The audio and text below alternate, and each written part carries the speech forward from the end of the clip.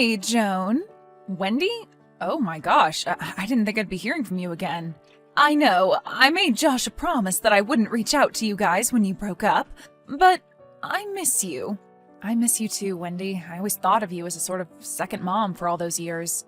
I never got to tell you how sorry I was about how things ended with your son. It was such a horrible breakup. I know it was. Josh still feels pretty upset about it. How is he doing? If you don't mind me asking. I think of him from time to time. I hope he's doing okay. Well, I'm not going to lie. He was a mess after things ended with you. He wouldn't leave the house. He even stopped eating for a few days. His father and I feared the worst, but then he turned a corner. He started a new job, and he's moved into his own place. Oh my gosh, I'm so happy for Josh. I was pretty beaten up too after our breakup. You can't be together with someone for 6 years and not be, but I do feel bad about the circumstances, that we never got to clear the air. I tried to reach out to him, but I didn't get a response. Well, if it's any consolation, I did try to reason with him. I even suggested he reach out to you. I had this hope that you guys would get back together, but you know Josh, he's so stubborn. He's just like his father. There's no reasoning with him. He's an emotional guy. I know. Thank you, Wendy. Thank you for reaching out to me and letting me know about Josh. I was so afraid you'd hate me as much as Josh does. I don't hate you, Joan. I thought of you like a daughter. I thought you would be part of my family for the rest of our lives, but I've been around long enough to know that things change, and I don't spend my life crying about the things I can't control. You thought it was the right time to end things with my son, but I'm not going to force anyone to stay with my son because it will make me happy. You're a very forgiving person, Wendy. That's why we always got along with each other. I see a lot of myself in you. And like I always said, if you guys ever broke up, I would still like to continue our friendship. Me too, Wendy. So, with that in mind, I have a favor to ask you. Oh yeah? Shoot. Well, Josh would be really mad at me if he found out I was asking you this, but Dan and I have been invited to a work event on Friday night, and we can't get out of it. We have no one to babysit Laura. Josh is out of town for the evening, and he usually agrees to babysit his sister, but I have no one to turn to on such short notice. Laura was always very fond of you, Joan. She would feel comfortable with you babysitting her, so would you mind? That is, if you're not busy. Well, I'm free, actually. It's your lucky day. But just to make sure, Josh won't find out about this, will he? No! And anyway, he would hate me for it more than he would hate you. I'll just tell him that Maddie from next door is babysitting. Okay, well, if you're sure that is. Really, you'd be doing us such a favor, and Dan and I will pay you for your time, of course. You don't need to do that. No, we insist. Well, if you insist.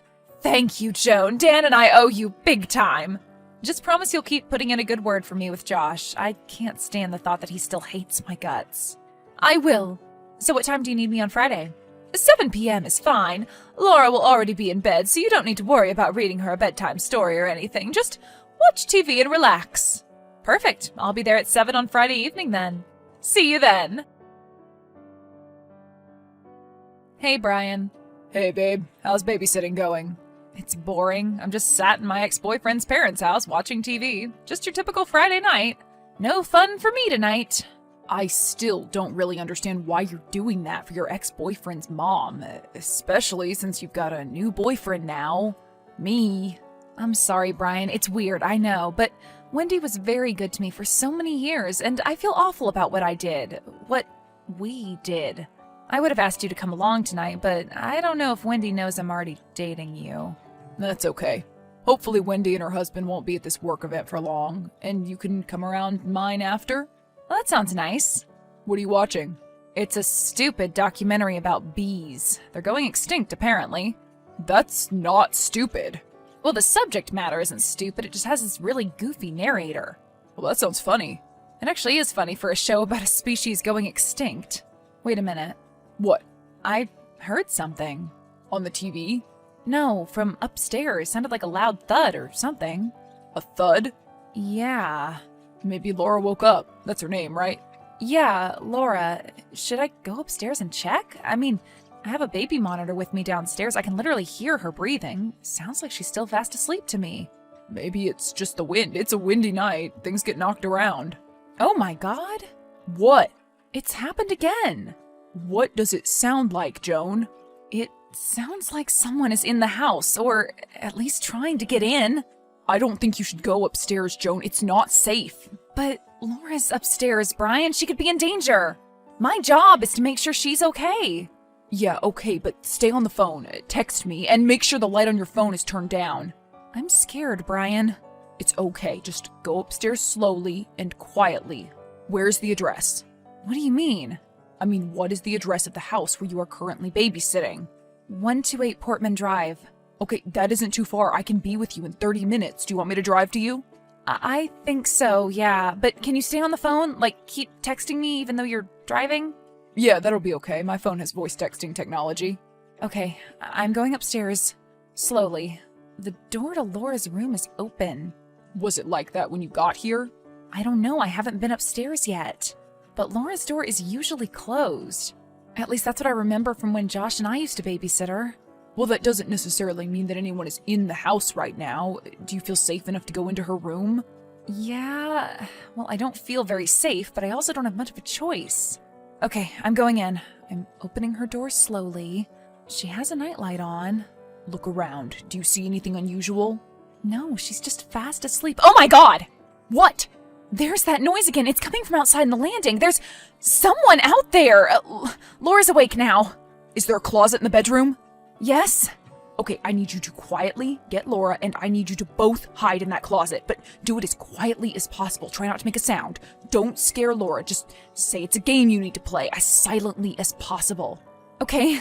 When you're in the closet, let me know. Remember, make sure your phone is silent and your light is turned down too. I'm calling the cops right now. We're in the closet. Okay, brilliant. Can you hear anything? Oh my God, Brian! What? I think the person is in Laura's room. I can't be sure. Can you see out of the closet at all? No, but I think I can hear footsteps. I'm not far away. Just hold on. If someone opens the closet doors, then kick them. Take Laura and run. Run as fast as you can. You hear me? Okay, Brian? Yeah? Tell my parents that I love them. You can tell them that yourself. The doorbell. I can hear banging on the door. Is that you, Brian? No, I'm still 20 minutes away.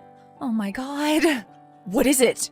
I can hear Laura's bedroom window opening. Someone's jumped out of her window. I can hear someone yelling. There's a lot of noise. From outside? Wait, someone's come through the front door. It's Josh. He's calling me. I recognize his voice. Leave the closet. I can see someone running away across the lawn through Laura's bedroom window. They're wearing a baklava. Oh my God, what about Josh? He's here now. He's in the room. I'm going to talk to him. Okay, the cops are on their way, and so am I. I'll be there soon, Joan. Hold tight. Hey, Wendy. Hey, Joan, how are you holding up? Good. Well, I'm still pretty shaken up. I bet you are. That must have been so traumatizing for you. I can't imagine how terrifying that must have been. Did the cops say anything about who they think it was that broke in? No, they said there had been a few breaking and entering burglaries in the area lately, but they haven't been able to find a suspect. They think it might have been a drifter, but they're not sure. Did they take anything? No, thankfully nothing was taken. How did they get in? Through our bedroom window. Dan had stupidly forgotten to lock it before we left. We're both so sorry, Wendy. It must have been such a relief to hear Josh's voice. It was. He rescued you. Well, it was a big coincidence. In fact, I've been thinking a lot about that lately. Oh, yeah? Yeah, there are some things about the night. Things that don't quite add up. Don't add up? Yeah. Care to explain? Well, for starters, when I was hiding in the closet, Laura didn't look scared. Well, it would have been quite a shock for her, too. Well, I was trembling in fear, but she seemed fine. And she said something when I took her into the closet. What was that? She said, "It's Daddy. He's playing a game." Well, she was probably confused, half asleep. She was probably playing with her dad in her dream. Yeah, that's what I thought too, except another thing doesn't sit quite right with me. What? When Josh entered the house, he called my name. He shouted, "Joan! Joan, are you there?" How did Josh know I was in the house? If you had promised not to tell him that I was babysitting Laura, and then the cops show up, and before Brian has even arrived, you're home. It's as if you had only been a short drive away from the house the whole time. What are you suggesting, Joan? I don't know. Do you want to tell me? Because I heard someone jump out of Laura's window. That's a long way to fall. And when you and Dan returned to the house, Dan had a limp. A limp he didn't have when you left for the work party. You think you're quite the amateur detective, don't you, Joan? I was shaken up, traumatized, so I didn't see how strange things looked at the time. But it doesn't take a rocket scientist to figure things out in hindsight. Figure out what? You set the whole thing up, didn't you? Me? Don't act dumb with me, Wendy. I know it was Dan in the house. He left the bedroom window open on purpose. He snuck in, woke Laura up, and told her to play a game with him. And that game was to terrify me. And then what, Josh swoops in, the white knight comes to save the day? What was the plan, Wendy? That I would just take Josh back? Or was it just to watch me squirm? I'm sorry I left your son. I am sorry I cheated on him with Brian. But that is no excuse to play a psychopathic game with me, to traumatize me. Do you not think Josh was traumatized when you did the things you did? He wasn't my son anymore. He couldn't go on without you. He was so lost, so hopeless. I couldn't see him suffer like that. He said you would never take him back, that it was hopeless, because you were in love with someone else. So I proposed to him a plan that would help him win you back. It would involve you babysitting Laura, and Dan would pose as an intruder, and before anything happened, Josh would chase Dan out of the house and come to your rescue. Are you insane? Do you even realize how dangerous that is? Anything could have happened, Wendy. Dan could have been hurt. I could have been hurt. Laura could have been hurt. And for what? The romanticized possibility that I might see Josh and fall in love with him again? It's completely insane. Are you going to tell the cops? Brian would tell me that it was a no-brainer. Heck, I have your confession in this text conversation. But no, Wendy, I'm not going to call the cops. Josh has suffered enough, and I don't want to see you all go to jail over something so stupid. Thank you, Joan. I just can't believe we did this. Me neither. It's literally unbelievable. But it's time to let go, don't you think? You all need to let go, Wendy. I'm in love with Brian now. Josh and I had our time, and I am so sorry it ended the way it did. And you must all have wanted me to pay, but this was not the way. Josh is a good guy. He deserves to find happiness.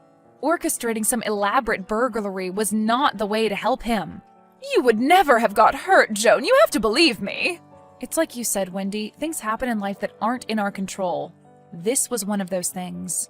Anything could have happened. You don't know that I wouldn't have been hurt. I'm so sorry. I speak on behalf of my whole family when I say I'm ashamed. It was a terrible thing to do. It was, but it's over now. I think I might need some therapy, but as long as I never see any of you again, I'll be fine. I understand, Joan, and thank you for not going to the cops. It's only because you've been so kind to me over the years that I'm not. But if I see any of you ever again, I'll go straight to the cops. Okay, I promise you won't. Good luck with everything, Joan. And I've compensated you for the evening. I've wired $10,000 to your bank account. Goodbye.